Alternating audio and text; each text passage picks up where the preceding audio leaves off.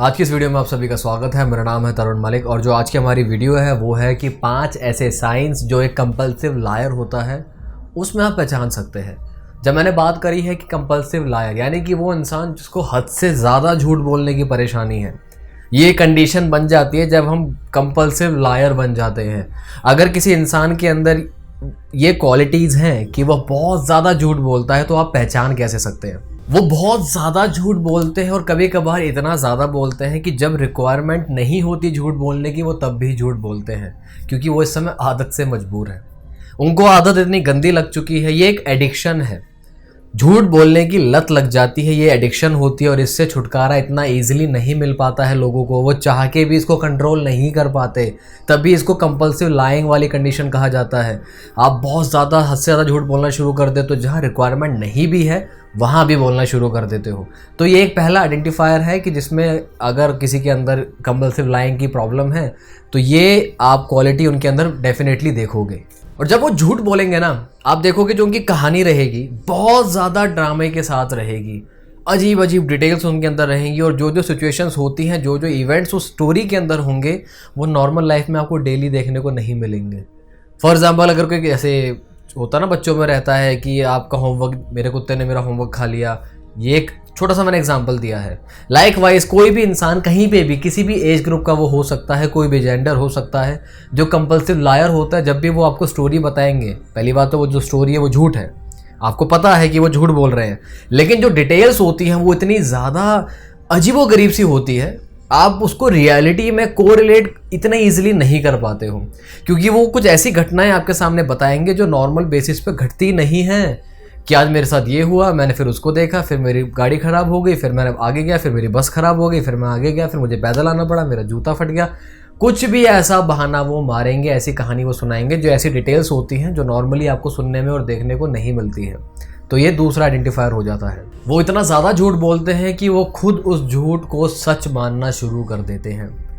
अब देखिए, यहाँ पर उनका इस कंडीशन के ऊपर कंट्रोल नहीं है, थोड़ा सा इस चीज़ को समझिए। अब वो क्योंकि इतना ज़्यादा झूठ बोलते हैं तो उस झूठ को वो सच मानना शुरू कर देते हैं। ये सिचुएशन आगे जाके साइकोलॉजिकल प्रॉब्लम्स भी क्रिएट कर सकता है। इल्यूजन्स हो जाते हैं, हेलुसिनेशंस हो जाते हैं, क्योंकि वो किसी एक कंसेप्ट को इतना सच मान लेते हैं, एक झूठ को इतना सच मान लेते हैं। आदत है ना, कंट्रोल तो नहीं हो रहा। तो ये एक और आइडेंटिफायर हो जाता है कि जो वो झूठ बोलेंगे वो उसी को सच मानते हैं, अपने कहे हुए झूठ को। अब ये वाली बात तो आपने बहुत सारे लोगों में देखी होगी जो झूठ बोलता है कि वो आपको कुछ और कहानी बताएंगे, उसे कुछ और कहानी बताएंगे, मुझे कुछ और बताएंगे, उस इंसान को कुछ और बताएंगे। यानी कि वो एक कहानी हर किसी इंसान को नहीं बताते। झूठ है ना, झूठ में का कोई बेस तो होता नहीं है। अब पता नहीं कि स्टोरी मैं कहाँ से बना रहा हूँ, किसको देख के बना रहा हूँ, बस बना दी, अब याद तो रहेगी नहीं।